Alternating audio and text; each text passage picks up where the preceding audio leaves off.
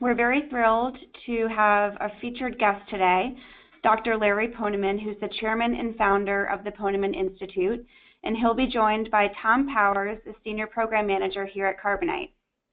Larry and Tom have some very exciting new data to unveil about ransomware, which is actually just live today. So you're getting the sneak peek at the brand new data.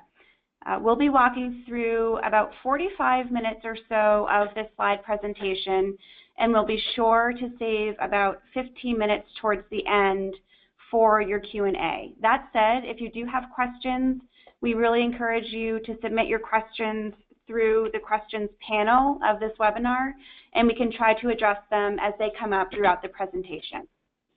So without further ado, I'll pass it over to Dr. Larry Ponemon. Well, thank you for that kind introduction, and thank you, audience, for your interest in our latest and greatest study called The Rise of Ransomware. Now, the good news is everything I'm going to talk to you about today is available in a report as well as these slides, so you don't have to take copious notes. Sit back and relax and enjoy yourself over the course of the next 45 minutes to 1 hour. Also, as mentioned, we really want to get to great questions, so if you don't mind, write them down. We don't want you to forget them, because what's going to make life very interesting is having more of a conversation. Also, Tom, who's joining me today, is going to chime in from time to time on some of the slides I'm presenting. So with that being said, I have a lot of slides, and we're going to kind of move at a pretty good clip. So what's the purpose of this really interesting study? Our research is really about understanding how people and organizations are preparing for and dealing with ransomware infections. Here's this one stat that I think is just overwhelming. As of September 2016, the Justice Department reported there have been over 4,000 ransomware attacks since January 1st, 2016. So it's a quadrupling of such attacks in just 1 year. And I don't think it's getting better. I think the rumor on the street is that that number is probably quadrupling again, or at least significantly increasing. So with that in mind, let's talk about what we did. Now by the way, I'm a researcher, so I'm not about making great slides, and I know that some of the print here is a little small, so I'll kind of tell you what it says. But basically our goal was to learn from people in IT and IT security what their experience or their organization's experience with respect to ransomware. And our sampling frame, our final sample is 618 respondents, which is a 4% response rate, which is really very, very high, a very good response rate for samples involving experts like IT and IT security professionals. The total sampling frame was actually nearly, 15,580 people. So we're really talking about a large-scale study. Now, we actually have the organizational characteristics and demographics in this deck, but we may not get to it. And with that being said, anything you wanted to know about the demographics and organizational characteristics, it's in the report, which we will tell you how you get a copy of it, and so you can read for yourself. So with that being said, let's kind of jump in to the good stuff. Drum roll, please. Okay, this is our first data finding. The ransomware, we call it prevention gap. Really, what we're looking at here is in our survey instrument, we use a 10-point scale from 1 equals low to 10 equals very high. And we look at the high response, which is 7, 8, 9, or 10. That's the percentage that we're looking at here. And so 68% say ransomware is very serious, and only 13% say their company can prevent ransomware. So we have a gap, right? The fact is, if it's very serious, we want our company, our organization, to figure out ways of preventing this problem, but only 13% say they actually were capable of stopping all ransomware attacks. So 66% and 13%, just huge difference, a huge gap, as you can see. Okay, I'm going to read to you some of the good stuff, but everything I'm reading to you here is going to be in the data that I'm going to present over the next, now 43.5 minutes. So companies experienced an average of 4 ransomware attacks and paid an average of $2,500 per attack in their study. If companies didn't pay ransomware, it was because they had full and accurate backup. So this is the importance of having really, really good backup process. Respondents also believe full and accurate backup is the best defense to ransomware attacks. Companies suffered such financial consequences as the need to invest in new technologies, the loss of customers in some cases, and lost money due to downtime or lack of productivity, you might say. Cyber criminals were most likely to use phishing or spear phishing, social engineering, and insecure websites to unleash the ransomware. And respondents believe the cyber criminals specifically targeted their company. It wasn't just a random act. Compromised devices infected other devices in the network, otherwise called lateral attack, and very often this data was exfiltrated from the device, at least believed to be exfiltrated. Companies were reluctant to report the incident to law enforcement because of concerns about negative publicity. Sorry about that, a little tongue twisting here. Okay, let's move out now to more data points. So now this section is ransomware threat response readiness. So again, these are perceptions about ransomware. Now we're using a different scale. Here the scale is strongly agree to strongly disagree, and we basically take the agreement side, the strongly agree and agree part of that scale. And so the way it works is if you have more than 50%, you're basically saying the statement that's provided is in fact true. Less than 50%, it means that statement is not true or false. So the statement that we're grading here, a ransomware attack would have serious financial consequences for our company. 59% believe that to be true, the overwhelming majority. My company believes it's too small to be the target of ransomware. 57% believe that to be true.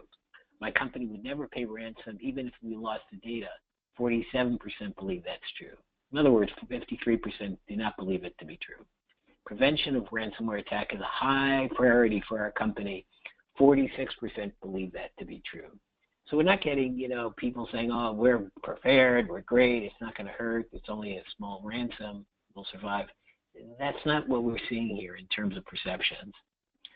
Okay, and we're using that same scale, strongly agree and agree response on the 5-point scale. And so here we're looking at the difficulty in dealing with the risk of ransomware.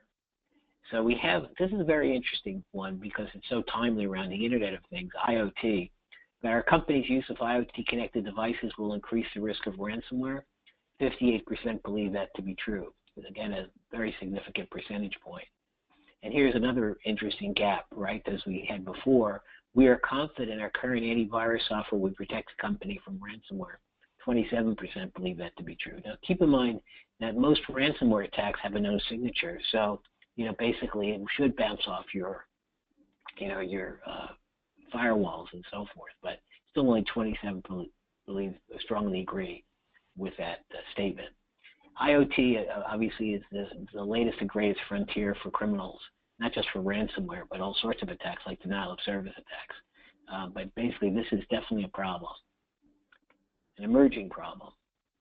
So now we wanted to know from those organizations in our study that actually experienced ransomware, in a typical month, how many ransomware infections go undetected? Not detected, but undetected. So this is a gut feel type question because you don't know what you don't know, but we want people to kind of give us their gut. And if they're IT security professional, their gut means something, their gut response.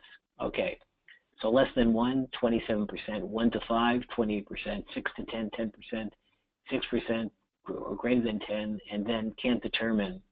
Okay, so the gut feel at work for 29%. But it's definitely a number that could be pretty sizable, especially for larger size companies. Okay, now we're looking at vulnerability. How vulnerable do you feel your company is to a ransomware attack, say, over the next 12 months? And it's pretty clear if we have 30% and 38%, my math is correct, that's 68%, it's more than 2/3, say they're either very vulnerable or vulnerable. Will never happen is only 6%. These guys were probably drinking a lot of wine or drinking a lot of beer when they're doing the survey. Because never say never. It doesn't. If it could happen, it will happen. And then don't know is 6%. So again, the overwhelming response, 68% say they are or they feel very vulnerable to an attack over the next 12 months. More bad news. How has the volume and severity of ransomware infections changed over the past 12 months? So we're really looking at two questions here combined. The blue bar says the volume of frequency of ransomware infections, so it's a frequency question. And the second is severity, the severity of ransomware infection. And they seem to go hand in glove, very similar. But you'll notice the increase and significant increase response is the overwhelming response once again.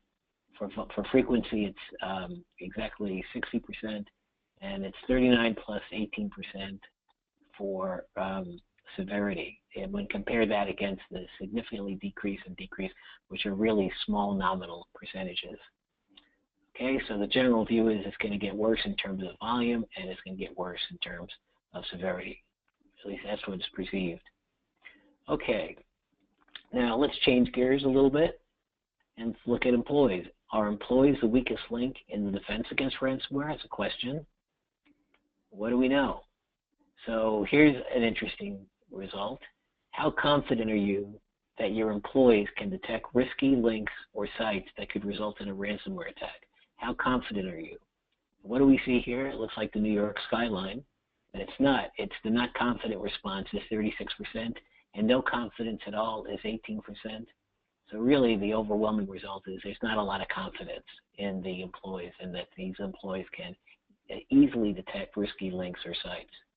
You know, in a lot of our Ponemon studies, one of the key findings over and over and over again, and this is for decades now, we're talking about not just like over a year, is that the weakest link in the security chain or chain of trust are employees, good people who really are trying to get their job done and they do stupid things. And that's probably what's happening here as well. No one really wants to unleash ransomware, but you know, you basically get a phishing email or whatever and it looks good enough and you don't really look at the fact that, you know, the logo is misspelling your company name and, you know, whatever. And you click it on and it unleashes the malware on your system, and then it causes lateral infections to a network, for example. But that's the kind of problem that we see here. So there's not a lot of confidence. Okay, another employee issue. How employees put companies at risk for ransomware infections. How do they do it? Well, these are just some of the items in our survey. I think our survey had a longer laundry list, but these are kind of the ones that I would call them the top 4.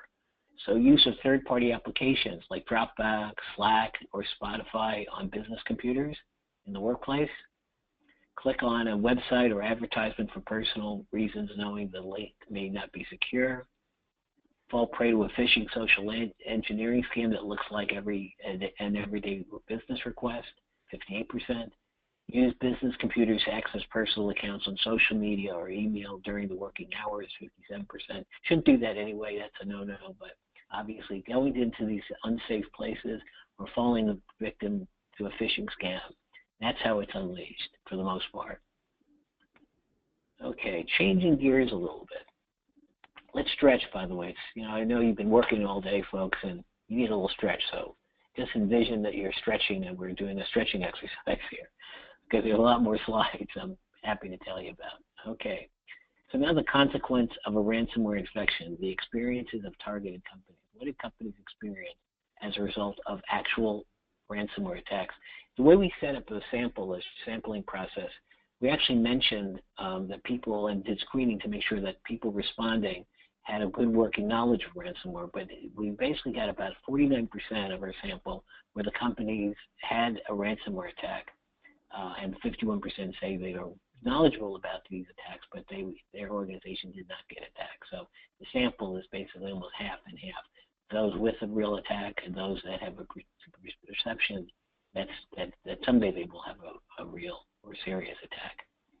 Okay. So have you or your company experienced ransomware? The number 1 response is no. That's about 49% of our sample. But we basically say yes in the last 3 months, 18%, yes in the past 6 months, 17%, yes within the past 12 months or year, 10%, yes more than 12 months ago, 6%. So if you do the math, 51% versus 49%. Okay. What were the consequences of the ransomware attack? Now remember, the respondent could provide more than one choice. So if you do the math, it adds up to more, it's definitely more than 100%. I think 2 choices are permitted in this question, so it should add up to just about 200%. So we had to invest in new security technologies as a result of the attack. We lost money from downtime. We lost customers. Our reputation was diminished. Lost customer data. We had to replace equipment. No consequences at 16%. We had to postpone plans to expand our business, 15% other. So obviously, these could be pretty substantial consequences, especially the fact that you have to invest in new technologies because of the attack. how is the ransomware unleashed? When we just talked about that, the number one response for this subsample is phishing and social engineering, is more explicitly spear phishing. And then insecure spoof websites, malvertisements, social media, and then other. So we basically have a full list here. Okay, did the compromised device infect other devices in the network and data stored in the cloud? The blue is, did the compromised device infect other devices in the network, or otherwise known as a lateral infection? And the red, did the compromised device infect data stored in the cloud? 42% said yes in terms of the lateral infection, and only 21% said yes in terms of data stored in the cloud. As we store more data in the cloud, I'd expect that percentage to increase over time. Okay. How did your company pay the ransom? Well, we basically know that companies like Bitcoin, I'm a big fan, believe it or not, of Bitcoin, but I think the value of Bitcoin is going up in proportion to all of these criminal abuses. But then there's cash, other virtual currencies, wired funds, and other. Did the ransomware place a time limit for payment? That 46% said yes, and it was less than 2 days. 28% said yes, it was 2 to 5 days. 11% said yes, more than 5 days, and 16% say no. So there was a time dimension. You had to pay up, or your data is forever lost in encryption hell. Did the ransomware exfiltrate data from the compromised device? Given that they basically have the encryption key, so when everything else is said and done and the ransom is paid, you get your data back. It doesn't necessarily mean that the bad guys are not making a copy and exfiltrating that information, another source of revenue for them. And so the yes with certainty is very low at only 6%. Yes very likely at 17%. Yes likely at 32%. Not likely is only 30%. When you add that up, 30, and no is only 6%. So again, the most folks believe that exfiltration, even without absolute knowledge of it, is very, very likely in some cases. So why was the ransom not paid? Were organizations somehow figure that they can break the encryption key or something like that? I don't think so. I think the fact is companies had a full backup was the best defense. Company policy, maybe not to pay ransom, 16%. We did not believe the bad guys would provide a decipher, the decryption cipher, 15%. Compromised data was not critical for our business, 14%. Law enforcement told them not to pay, only 10%, and then other. And it's interesting because talking to organizations like the Secret Service and FBI and others, at this point, I think law enforcement is, in many cases, encouraging the company to pay the small ransom so that they can get their data. So it's kind of mixed. So why did your company not report the incident to law enforcement in the first place? In many cases, the companies didn't. And the number one reason, they didn't want to publicize the incident, or they did not feel the extortion was exorbitant, only 17%, or they did not want the attackers to retaliate, only 10%, and other at 21%. So the overwhelming reason, they didn't want the world to know about it. Okay, so at this point, you know what? This might be a good opportunity for you, Tom, to talk a little bit about the spotlight on backup. Yeah, sure thing. So there's a couple of numbers here that you've just said through the deck that I think are pretty relevant here. The 49% you mentioned earlier that haven't experienced ransomware, that 40% worries me, because those 49% of people, they're only going to experience and regret it after it's been done. So if they don't have something in place beforehand, they're not going to really experience a recovery very well, right? And so what is a good solution? What are the best practices to make sure that if you're in that 49% and you haven't experienced it, because I'm assuming the 51% are already doing something because they've already had some pain from it. But for that 49%, what do you do to combat against the potential for ransomware? So putting aside all the preventative stuff of antivirus and everything like that, there's some, having a backup solution, not only a full backup solution, but the right full backup solution, can put you in a position to have peace of mind to be able to recover from any ransomware attack, right? And so I'll talk about this on the next slide, but you don't want just any backup solution, right? You need the right one to be able to recover, unless you're going to enact all these other practices to be able to catch it right away, right? So that brings me to the early warning signs, right? So you need to be able to catch it, have the ability to catch it in some reasonable amount of time ahead of when your backups are scheduled, right?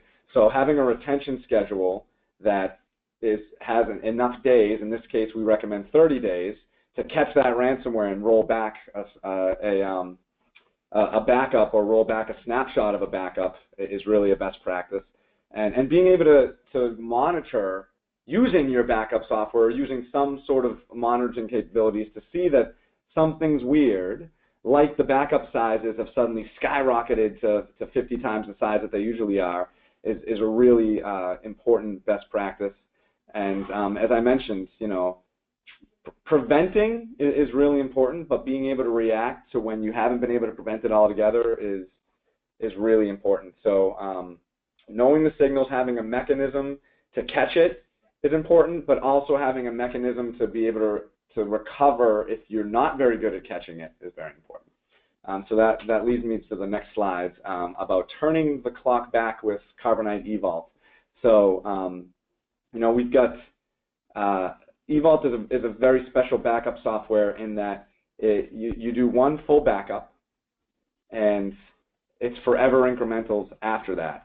And we have the ability to do a standard retention of 1 year, which means you keep the last 30 days and then once a month for the previous 11 months. For those dates, those 41 in total dates, you can recover from any point in time immediately before you find that an infection occurred. Evault's backups, the files that Evault backs up are encrypted, so if they back up before the ransomware hits, they cannot be infected by the ransomware after the ransomware happens. But it's important to note that files that are already infected and backed up that haven't been detected will be added to the backup set. So that's why it's really critical to catch the ransomware or any other malware as soon as it penetrates your system, so that you don't have to roll back to a date where you might have missed some of those key files. So yeah, but the default retention schedule is 1 year. You can recover any point in time from those 41 backups I mentioned. And as long as the point in time that you're recovering from is a date prior to that ransomware happening, you're in great shape.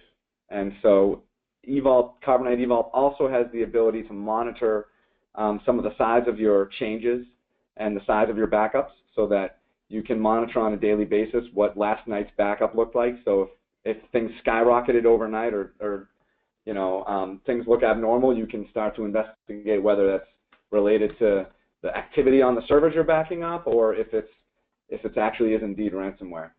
And so to conclude here with the next slide, the key takeaways, you should really know what your requirements for recovery, your time to recovery is as a company, and your backup solution needs to meet those times, right? So if you feel you're confident that you're in a situation where you're going to be able to catch ransomware within a few days, and that means that your standard retention of 1 year of backups with Evault is really going to be a good thing, because you can just go to the day before the ransomware hit and recover. You should have a software that you can monitor the changes in backup size. So not only does it become a mechanism for you to have insurance against ransomware, it's a mechanism to prevent it. And the other thing is, educate your users about it as well, right? So that you don't have to do a rollback, because even though you have the ability to go back to any time that your retention states, it's always better not to have to do that. So that's the other key takeaway from there. Great. Thank you very much, Tom. So what I'd like to do is maybe, Tom, if you want to help me here, because I think some of these points, with your background, I'd love to get your perspective. But one of the findings is that many companies think they're too small to be a target. What do you think about that? Is that true? Do you think that ransomware, it basically looks for rich targets, large companies, for example, versus smaller companies? No, absolutely not. I mean, I don't think that there's the folks that are invoking the ransomware aren't trying to judge how big your company is, how many employees there is, right? They're just looking for servers and files that are out there that they can take advantage of. So I know absolutely not. That's definitely a misconception. Yeah, I agree with you completely. But there's this, unfortunately, like a lot of smaller companies feel like they're protected because they are like invisible to the attackers because they don't have like a national or global brand. And we're seeing small companies being the gateway to big companies. For example, Target was a great example of that, was their HVAC vendor. But it happens quite a bit where the small companies have poor security controls, and the bad guys use that as a stepping stone to a larger company. Okay, next, the current technologies are not considered sufficient to prevent ransomware infections. That was one of our findings. Do you believe that to be true? It seems like Carbonite is a technology, and if you have, a real-time backup, and you can recover pretty quickly. It's not going to kill your organization. But do you believe that technology, that there's a limit to what technologies can do here? No, I think this is really about educating the end users to how the technology works, right? So if we go back to the forever incremental snapshot example, right? There's not going to be any singular materials that will help them understand this necessarily. It probably, I think if you showed it to a user or explained it to them or demoed it for them, they then understand exactly how it works. But unless you take the time out of your day to study it and fully understand it, your mind's going to automatically default because you don't understand it. The technology is not sufficient, right? So in my opinion, this one's really about educating the end users to how the technology works more than anything, especially from our technology being strong enough to defend against it. Yeah, I agree with you completely. I think a lot of it is a human factor. I think one of the things that we saw was that employees, you really need to become better educated about ransomware, and not just ransomware, probably malware generally. Because it seems like that's limiting, what organizations are buying, because the first line of defense are employees who really understand the security risk. Is that your perception as well? Yeah, absolutely. Yeah. Okay, great. Yeah, so I think what I'd like to do, if we still have a little bit of time, we're going to do Q&A. But before we do that, I'm going to just cover very briefly our methods. So this particular pie chart looks at position level within the organization, and our sample included business owners, executives like CISOs and CIOs, directors, managers, supervisors, technicians, staff level, consultants, and even contractors. And so we really had just a full range of people based on their position level. One of the things we didn't do, but we might want to do this ex post, is compare the response to certain questions based on position level, because people in the trenches, like the technicians, probably know a lot more than the C-level executives when it comes to ransomware. Okay. Oops. Yeah, I'm trying to move the slide here, and I apologize, folks. Looks like we're stuck. Well, anyway, this might be a good time to go to Q&A because it looks like the screen is frozen.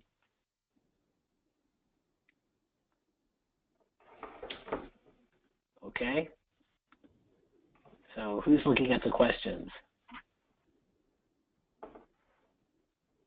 Yeah, so we're going to take a look at some of the questions here. Yeah, so I'm sorry if that I have a backup. There's a good question here. If I have a backup and were to get hit by ransomware, how long would it take to recover my data? So I think this might be a good time to just go into the 3 types of recovery methods that we offer with something like, Carbonite, Evault, server backup. So there's really 3 ways to recover it. So there's file level recovery, and again, you can have all sorts of different backup settings, but let's just go with, let's say you did an image backup, you did a full image backup of that server. You can recover in 3 ways. The fastest way is file recovery. So if you're in a tight spot and you need to recover a number of files, you have the ability to remotely mount the whole image server to a registered server with Evault and recover all those files onto that server. So that's really quick. You can mount it in seconds and recover the files that you need. So that's a really, really fast recovery mechanism. The second one is you can actually replace a whole drive remotely. So if you specifically backing up one drive on that server and you need to recover it, you can do that. I would say that's minutes And then the third way is bare metal recovery, where let's say you feel you've lost the whole server. You can basically take recovery media and spin that server up in the exact same settings and files and everything that were on the original server based on the snapshots that you choose. And that server is now acting as the server that was backed up. And that usually is going to take a little bit more time, as long as it takes to boot that server up and go through the recovery media. And so I would probably say 30 minutes to an hour on that one. So, but all three options are pretty reasonable depending on what you need for in your recovery situation. And I see the slides are moving again. Well, let's see if we can make it. Yay! It works. The gremlin is out of the system. Maybe it was someone trying to attack me with ransomware, Tom. Okay. One of the things we looked at also in our sample was industry, and we didn't actually control it by industry. We allowed the sample size to kind of naturally identify interesting industries. And what we have is financial services being the largest, but we have a full range, ranging from financial services down to food services and agriculture. So it's another, an interesting finding that ransomware is not necessarily located in one, in one sector or a small number of sectors. It seems to cover the waterfront. I thought that was really cool. And in terms of worldwide headcount, range from less than 100 to more than 500 people. So it's skewed to smaller to also, mid-market type organizations as well. So what I wanted to do before we continue to the Q&A, the caveat, there's a warning label to surveys. This is not just Ponemon surveys, but surveys generally. And the three types of biases that are very hard to identify, and even when you identify to deal with it, is the non-response bias. That means the people who responded will be different than the people who don't. Sampling frame bias, which means that your sample is not representative of the population you're testing. And the self-reported result, which is simply stated, a person on a good day will respond to one question exactly one way. A bad day, they had a bad day at work, same question posed in the survey, they will respond differently. There's no way to control it, so you assume that the law of large averages, if you get a large enough sample, these things tend to basically offset each other and can be teased out. Anyway, we just wanted to give you the caveats, but let's see if we can go back to some Q&A. We still have a little bit of time. Is that okay with you, Tom? Okay. Are there any other questions?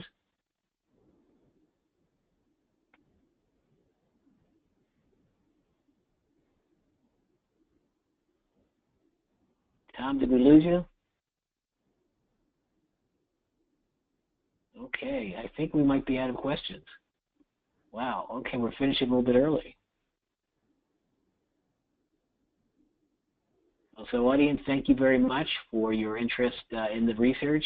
And now we need to figure out a way of getting you the research, the report, as well as copies of the slide if you're interested in it.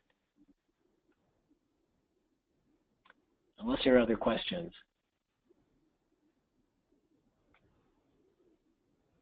Okay, well, thank you very much. Have a wonderful afternoon, and we look forward to talking with you again. And we hope to hear from you. And give us a call at Ponemon Institute if you have any questions or concerns. Tom, do you have any final words? I would love to have some final words if you guys can hear us. Oh, now I can hear Hello? you. Boy. You can hear us now? I hear you. Okay, yeah. Great.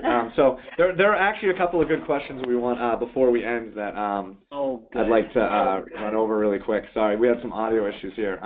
So one good question was, how do you determine exactly when the ransomware occurred from your backup set?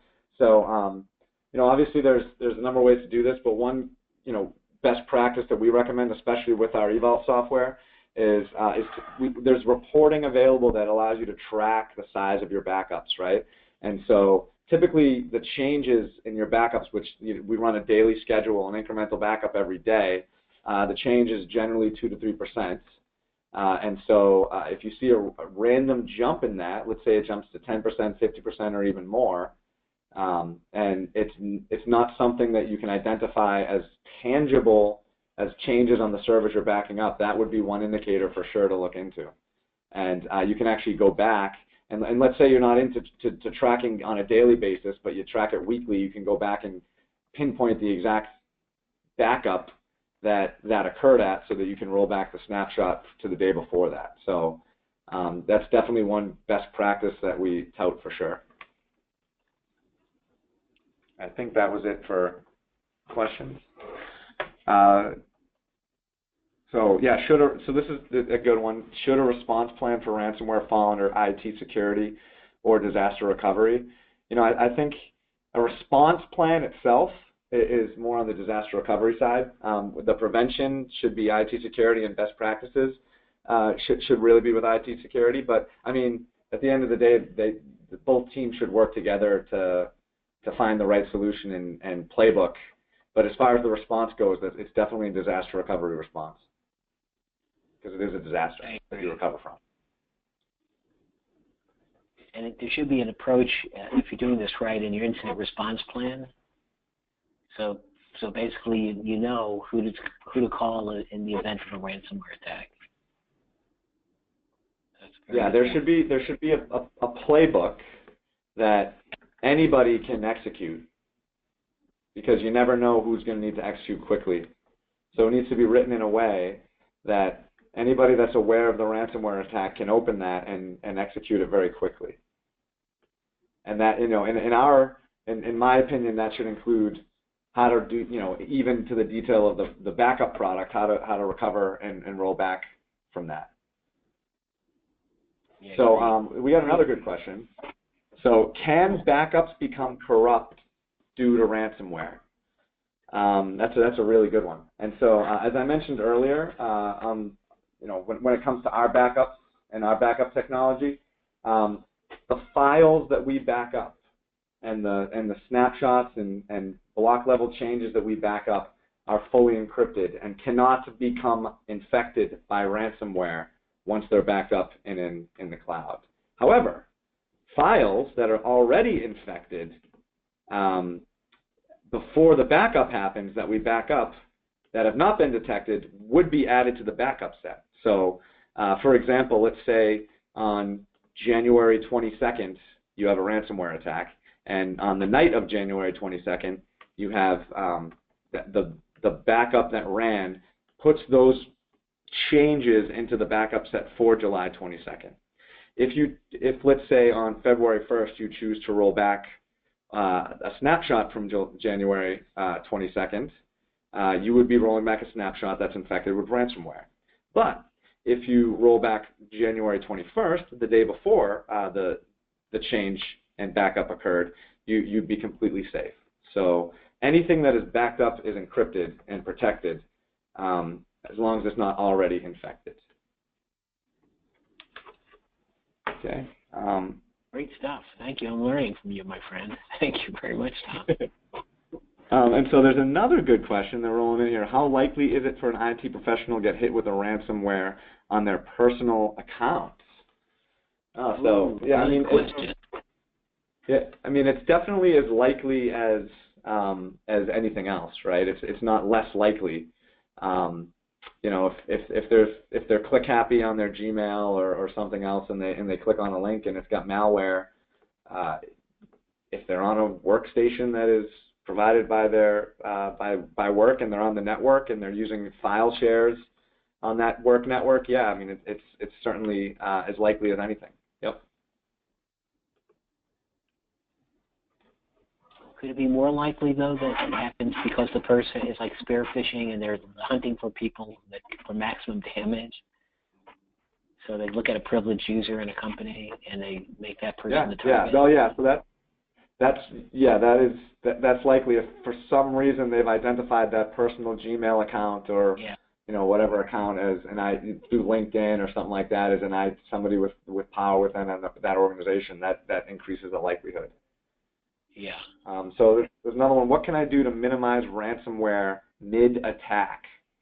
So if you're in the middle of an attack and you know it's happening, you know, one practice that you can do with a good, strong backup software like our Evault backup software is you can recover the files. If you know you're mid-attack and you know it's that day, what I would do is I would go do a file level restore somewhere safe mid-attack and make sure the files I have that are really important, or all of them, are stored in a safe place to kind of preempt the time it would take to do a full rollback.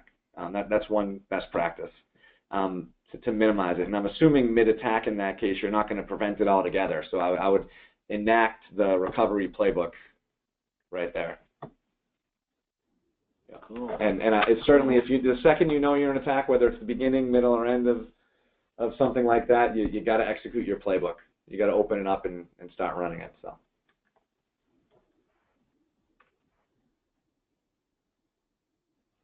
Getting some good questions here, Tom. Yeah. So this is a good one. Do data sticks introduce more exposure to risk? Yeah, like USBs. You know, I mean, it depends on. Yeah, USBs. Yeah. Yeah. If you see one laying around and you decide, oh, I need to move files from one place to another, and you use that, certainly there's some risk in that. I think that in your prevention playbook with IT security, that's a no-no, right? But if you're using sticks that you trust and aren't going to be infected, the risk is really as strong as that stick is being infected and being put somewhere else, right? So if you're on a workstation that's from home and you're using it and that somehow gets infected because you're at home and you're using it for personal use, and then you bring that in and a coworker's like, hey, I need that file, and you're not using file sharing for whatever reason because we're in 1998, and you give them that, and yeah, the likelihood is higher. But in that case, more so than the case where a file share gets infected, the burden's more on the individual owner of that stick than it is in general, and it's from a networking perspective. So. Right.